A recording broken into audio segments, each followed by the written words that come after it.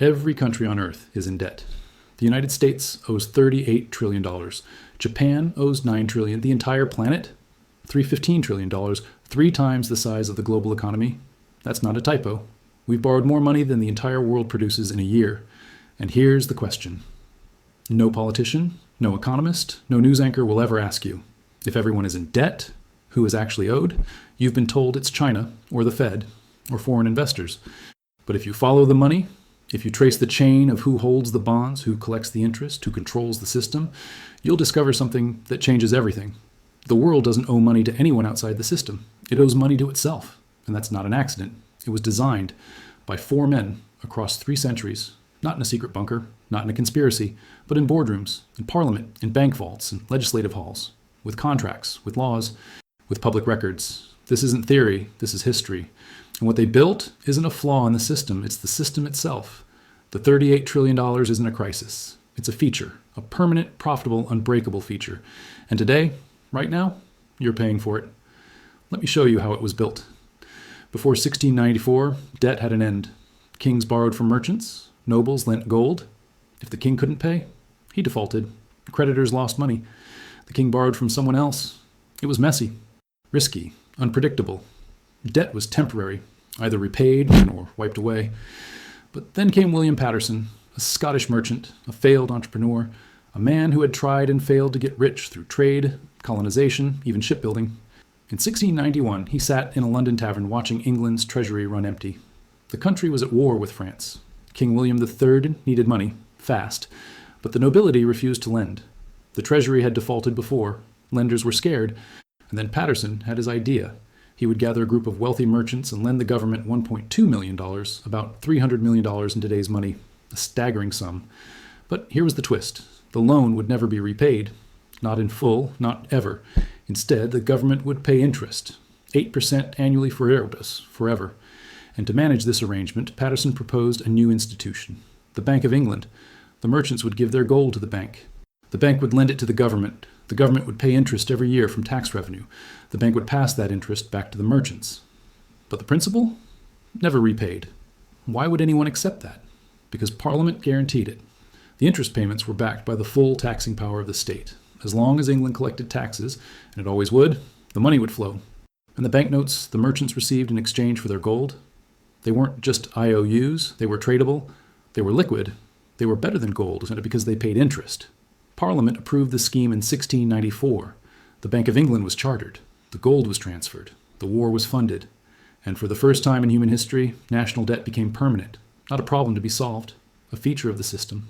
And here's what nobody tells you about why this was genius for the bankers. The government paid 8% on $1.2 million.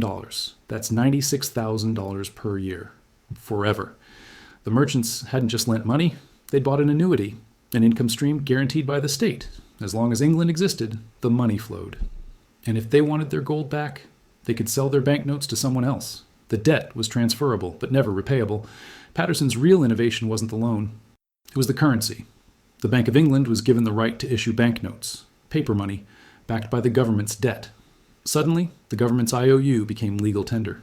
The debt itself became money, and the more the government borrowed, the more money the bank could print. This was the birth of fiat currency backed by sovereign debt. The government didn't need gold to spend, it just needed to issue bonds. And the bank created the money to buy them. This is the template. Government borrows, never repays principal, pays interest forever, and the debt becomes the foundation of the money supply. Brilliant if you're a banker, catastrophic if you're a taxpayer. Because now, every generation pays interest on debt that will never disappear. Within 50 years, every major European power copied the model. France created the Caisse des Dépôts. The Netherlands formalized its public debt market.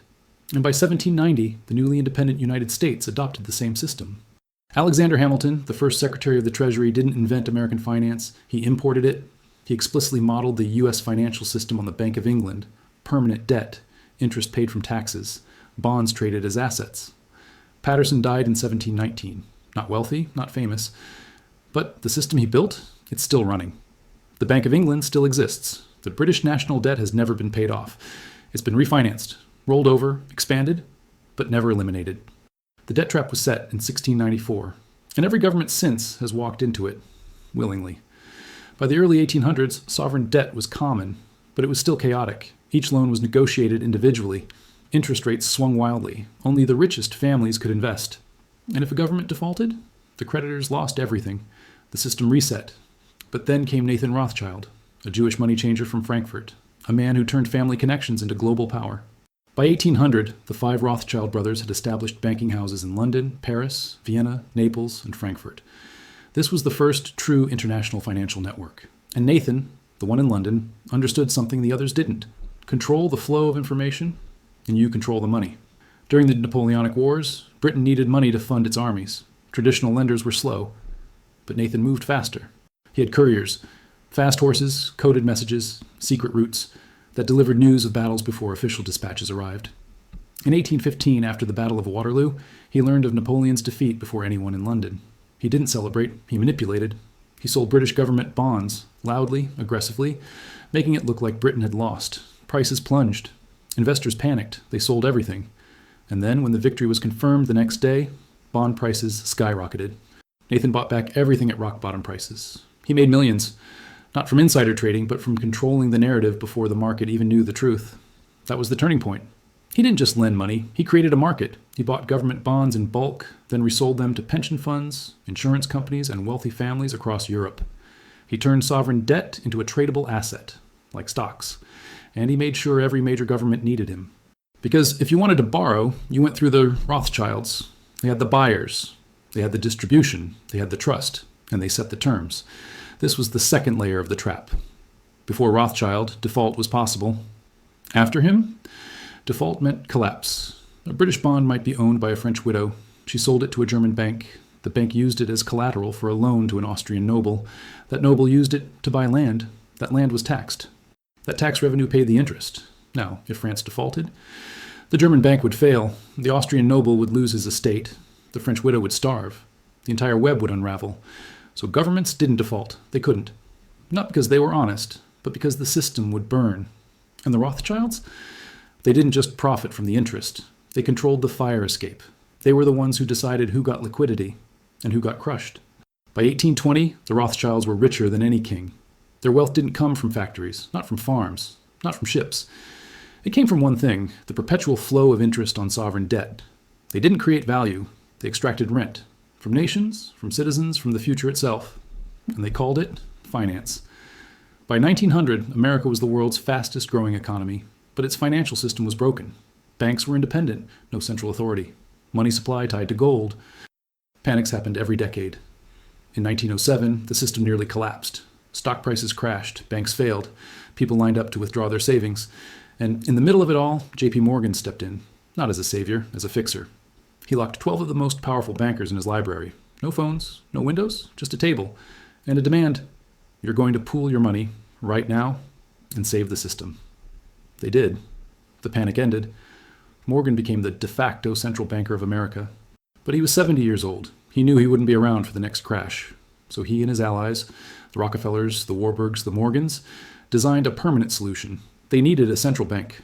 But Americans hated central banks. The first and second bank of the United States had been shut down by populist rage, so they hid it. In 1910, Morgan's inner circle, Senator Nelson Aldrich, Paul Warburg, Frank Vanderlip, slipped away to Jekyll Island, Georgia. For 9 days, in secret, they wrote the blueprint for what would become the Federal Reserve. They knew if the public found out that Wall Street bankers were designing America's money system, there would be riots. So they disguised it. It wouldn't be called a central bank. It would be called the Federal Reserve System. It wouldn't be one institution. It would be 12 regional banks. It wouldn't be owned by the government. It would be owned by private banks, the very ones who sat at that table. The Board of Governors would be appointed by the president, but the regional banks, controlled by Wall Street, would elect the majority of the Fed's leadership. And the most powerful bank? The Federal Reserve Bank of New York, run by J.P. Morgan's own team. The Federal Reserve Act passed Congress in December 1913. Most representatives didn't understand what they were voting for. The bill was 115 pages long. Few read it. The press barely covered it. And just like that, the most powerful financial machine in history was born. Now the government didn't just borrow from banks, it borrowed from the Fed. And the Fed? It didn't need gold. It didn't need deposits. It could create money out of nothing, just by buying government bonds. The government issued a bond. The Fed printed money. The money went to the Treasury. The Treasury spent it on wars, on roads, on schools, on bailouts. And the debt? It sat on the Fed's balance sheet, backed by nothing, just the promise that you, the taxpayer, would pay the interest forever. This was the third layer of the trap. Before the Fed, borrowing had limits. Banks had only so much gold. Now, the Fed could buy every bond the government issued. Unlimited demand, unlimited borrowing, unlimited interest payments. And who collected? The same institutions that owned the Fed, the same banks that had designed it, the same families that had been doing this for centuries. Morgan died in 1913, the same year the Fed was created. But his legacy? The system that made $38 trillion possible. Without the Fed, the US government couldn't borrow at this scale. The market wouldn't support it. But with the Fed as the buyer of last resort, the debt becomes infinite. And infinite debt means infinite interest. And infinite interest means infinite wealth transfer. From your paycheck to the balance sheets of BlackRock, Vanguard, State Street, Fidelity, the very institutions that manage your pension, your 401k, your life savings. You think you're investing in the future. You're lending to the system that owns it. By the 1970s, the trap was global. Every developed nation was running the same model. But developing nations were different. They borrowed dollars during the 1960s and 70s, low rates, easy money. Then, in 1979, Paul Volcker, chairman of the Federal Reserve, raised interest rates from 11% to 20%, the highest in American history. He crushed inflation, but he also crushed Mexico, Brazil, Argentina, and dozens of others. Their dollar-denominated loans suddenly tripled in cost. Interest payments exceeded their export earnings. In August 1982, Mexico announced it couldn't pay. Default. The world held its breath. American banks, Citibank, Chase Manhattan, Bank of America, had lent billions. If Mexico defaulted, those banks would collapse. The entire global banking system would shake. Volcker could have let it happen. Let the market clear, but he didn't. Instead, he orchestrated a bailout through the IMF. The IMF lent Mexico billions, not to pay off the debt, but to keep paying the interest. The loans came with conditions. Privatize your oil, sell your mines, cut public spending, fire workers. Devalue your currency. Open your markets to foreign corporations in exchange for the privilege of staying in debt. This was the fourth layer, and the most brutal. Debt wasn't forgiven, it was restructured, made permanent. And the cost? Sovereignty. The people paid with their jobs, their schools, their hospitals. The bankers, they kept getting paid. This pattern repeated. Argentina in 2001, Greece in 2010, Sri Lanka in 2022. Every time, the same script. IMF loans to keep the interest flowing. Austerity to punish the people. And the debt, never erased, just rolled over forever. Volcker died in 2019. But his legacy? The global debt trap is now unbreakable. Countries can't pay, but they're not allowed to default, because default would collapse the system. And the system? It's designed to survive, even if the people don't. So here's the full picture. The $38 trillion in U.S. debt, about $20 trillion is held by American institutions. Pension funds, mutual funds, insurance companies, banks, many of them owned by the same people who manage your retirement. The other $18 trillion is owed to the U.S. government itself. Social Security, Medicare, federal pension funds. The government borrowed from these programs, spent the money, and now owes itself. But when Social Security needs to cash in those bonds, the government doesn't have the cash. So it must either raise taxes or borrow more. It's a shell game. But the interest, it still flows. Every year, $1 trillion in interest payments flow from your taxes to bondholders. That's more than the entire federal budget for education, more than the entire military budget for the Department of Veterans Affairs. That $1 trillion doesn't go to hospitals, doesn't go to bridges, doesn't go to your children's schools. It goes to institutions, to shareholders, to executives, to fund managers, and it flows forever. Because if the U.S. paid off its debt, the money supply would collapse. Dollars are created when the government borrows. If it paid off every bond, every dollar in circulation would vanish. Deflation, depression, collapse. So it can't be paid off. It must be rolled over forever. The same is true globally. If every country paid off its debt, 2/3 of the world's money would disappear. Trade would freeze. Supply chains would break. The system would seize. So debt isn't a problem to solve. It's the foundation. And interest? It's the rent you pay to live inside it. Who profits? Not governments, not workers, not even the rich. Not in the way you think. The real beneficiaries are the asset managers. BlackRock, Vanguard, State Street, Fidelity. They don't own the debt. They manage it. For pension funds, for retirement accounts, for insurance premiums. They collect fees, and they collect interest. Every year, they take $1 trillion from U.S. taxpayers and hand it to the people who already have the most. And they call it safe investing. They call it long-term growth. They call it financial planning. But it's not. It's a silent, structural, legal transfer of wealth from those who work to those who own the debt. And the worst part? You're complicit. You put your money in index funds. You think you're building wealth, but you're lending to the system that owns your future. And you're paying rent to the people who built the trap. They didn't conspire. They didn't meet in a room. Patterson lived in 1694, Rothschild in 1815, Morgan in 1913, Volcker in 1982. They were separated by centuries, but each solved a problem, and each solution built on the last. Patterson made debt permanent, Rothschild made it global, Morgan made it infinite, Volcker made it inescapable. Together, they didn't create a financial system. They created a debt religion, one where borrowing is sacred, where interest is divine, where default is sin, and where the only sin worse than default? Not paying. So when you hear politicians say we must reduce the deficit, they're lying. Not because they're corrupt, but because they're trapped. The system won't let them. If they cut spending, the economy slows. If they raise taxes, people revolt. If they print money, inflation rises. If they default, the system collapses. So they do nothing. And the debt grows. And the interest keeps flowing. And the people? They keep working. They keep paying. They keep believing the lie that debt is a mistake, when it's the very foundation of the system they live in. They sold the future and called it gold. And now, decades later, we're told crypto is the answer. Bitcoin, Ethereum, stablecoins, decentralized finance. We're told these are revolutions, but look closer. Crypto isn't replacing the system, it's being absorbed by it.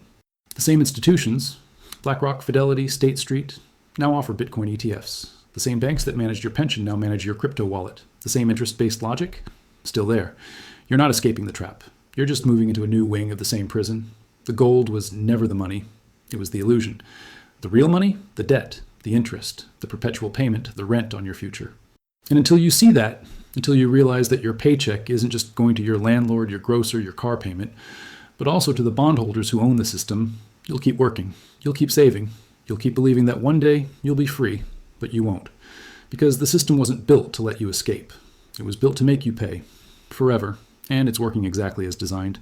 If this changed how you see money, if you finally understand that $38 trillion isn't a mistake, but the engine of a machine that's been running for 330 years, then you're seeing what they don't want you to see.